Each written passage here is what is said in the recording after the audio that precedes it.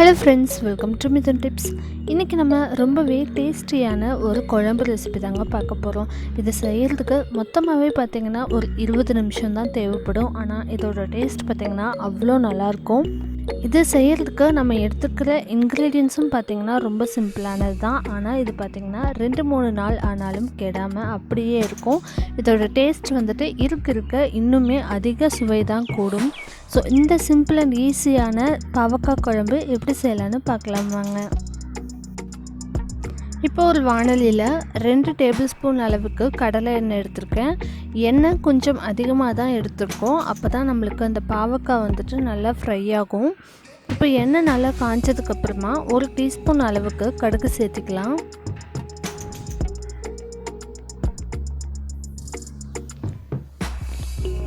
இப்போ கடுகு நல்லா பொரிஞ்சு வந்ததும் இதில் நம்ம சின்ன வெங்காயம் சேர்த்திக்கலாம்.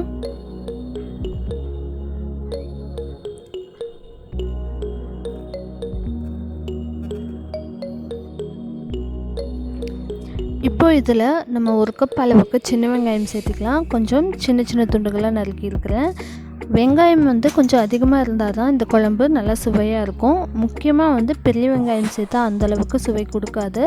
சின்ன வெங்காயமே சேர்த்திக்கோங்க. இப்போது இதில் 2 கொத்து அளவுக்கு கருவேப்பிலை சேர்த்திக்கலாம். வெங்காயம் ஃபுல்லாக வதங்கக்கூடாது. ஒரு பாதி அளவுக்கு வதங்கினதுக்கப்புறமா இதில் நம்ம பாவக்காய் சேர்த்திக்கலாம்.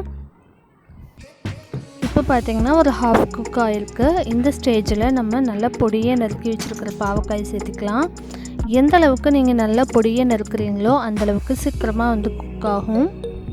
இப்போ நான் எடுத்திருக்க அளவு பார்த்திங்கன்னா மீடியம் சைஸ் பாவக்காய் 4 பாவக்காய் எடுத்திருக்கேன். அதுக்கு 1 கப் அளவுக்கு சின்ன வெங்காயம் எடுத்திருக்கேன். இந்த பாவக்காய் பார்த்திங்கன்னா நல்லா கலர் சேஞ்ச் ஆகணும். நம்மளுக்கு இது குக்கானது பார்த்திங்கன்னா நல்லா அப்படியே லைட்டாக சுருண்டு வரும். அந்த ஸ்டேஜ் வரைக்கும் நல்லா ஃப்ரை பண்ணி விட்டுக்கலாம். இப்போ இது சீக்கிரமாக குக் ஆகிறதுக்காக 1 டீஸ்பூன் அளவுக்கு உப்பு சேர்த்திக்கிறேன். உப்பு சேர்த்துட்டு நல்லா ஹை ஃப்ளேம்லேயே வச்சு நல்லா கலந்து விட்டுக்கோங்க. இப்போ பார்த்திங்கன்னா நல்லா பாவக்காய் முன்னாடி இருந்ததுக்கு இப்போ நல்லா சுருண்டு வந்திருக்கு.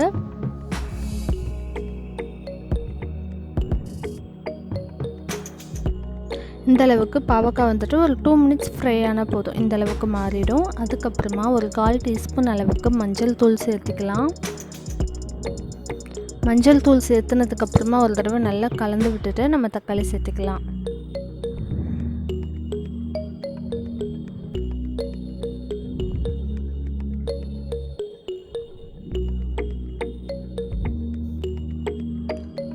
இப்போ இதில் நல்லா பொடியை நறுக்கி வச்சு தக்காளி சேர்த்திக்கலாம்.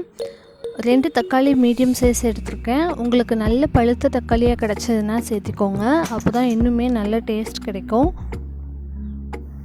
இப்போ இந்த தக்காளி எல்லாமே நல்லா வதங்கிடணும், நல்லா மசிஞ்சு வரணும். அந்தளவுக்கு குக் பண்ணிக்கலாம். இதுவும் பார்த்திங்கன்னா கொஞ்சம் சீக்கிரமாக குக் ஆகிறதுக்கு 1 டீஸ்பூன் அளவுக்கு உப்பு சேர்த்திக்கிறேன்.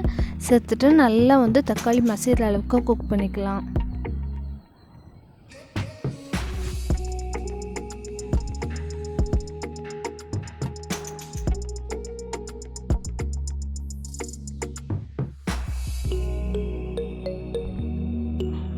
இப்போ பார்த்திங்கன்னா தக்காளி நல்லா குக் ஆகிருக்கு. அந்த தோல் எல்லாமே பார்த்திங்கன்னா நல்லா சுருண்டு வந்துருச்சு.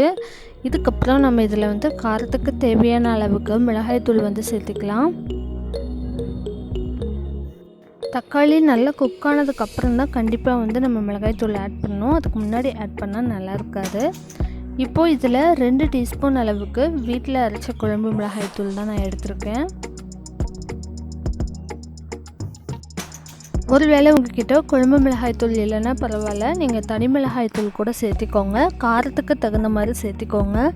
நான் 2 டீஸ்பூன் அளவுக்கு சேர்த்திருக்கேன். இப்போ அந்த மிளகாய்த்தூளோட பச்சை வாசனை எல்லாம் போகணும். அந்தளவுக்கு நல்லா ஃப்ரை பண்ணி விட்டுக்கலாம்.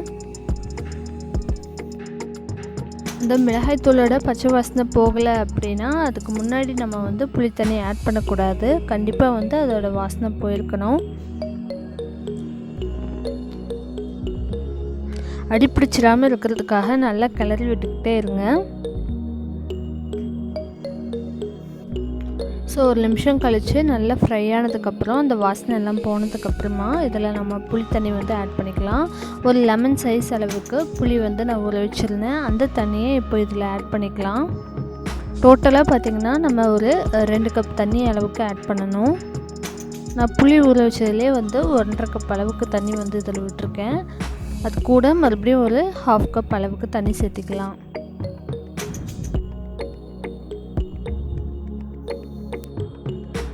நம்ம 4 மீடியம் சைஸ் பாவக்காய்க்கு 2 மீடியம் சைஸ் பழுத்த தக்காளி ஆட் பண்ணியிருக்கோம். அது கூட ஒரு லெமன் சைஸ் வந்துட்டு புளி வந்து ஆட் பண்ணியிருக்கிறோம்.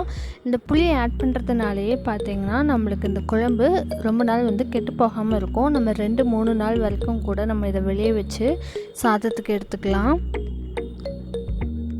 இப்போ இதை நல்லா மிக்ஸ் பண்ணி விட்டுக்கலாம். இது கூட நான் ஏற்கனவே சொன்ன மாதிரி 1/2 கப் அளவுக்கு தண்ணி சேர்த்துக்கோங்க.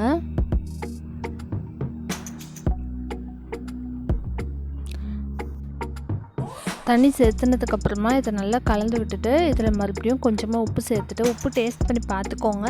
பார்த்துட்டு பத்தலைன்னா ஆட் பண்ணிவிட்டு அதுக்கப்புறமா இதை நல்லா கலந்து விட்டு மூடி வச்சு குக் பண்ணிக்கலாம். இது நல்லா கொதித்து வரணும். அப்போ தான் உங்களுக்கு உள்ளே இருக்க பாவக்காய் எல்லாமே நல்லா வேகும். அந்த மசாலா எல்லாமே கூட அதில் நல்லா இறங்கும். ஒரு 2 மினிட்ஸ் நல்லா ஹை ஃப்ளேமில் இந்த மாதிரி கொதிக்க விடுங்க.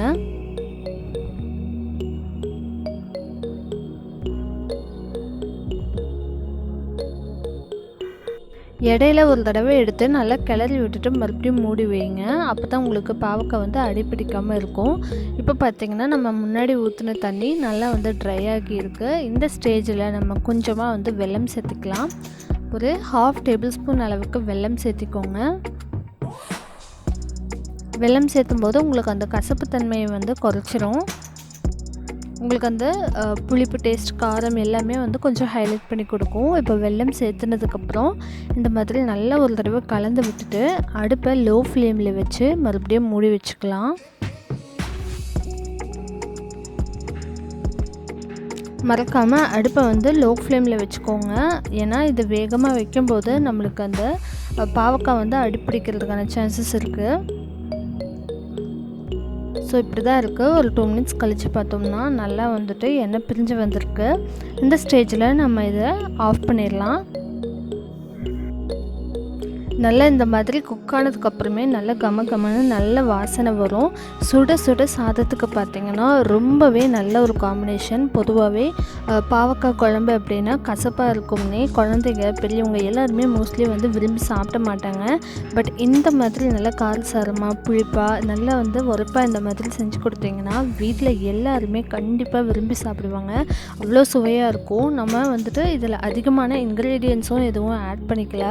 ஸோ செய்யறதுக்கான டைமும் பார்த்திங்கன்னா ரொம்பவே குறைவு தான்.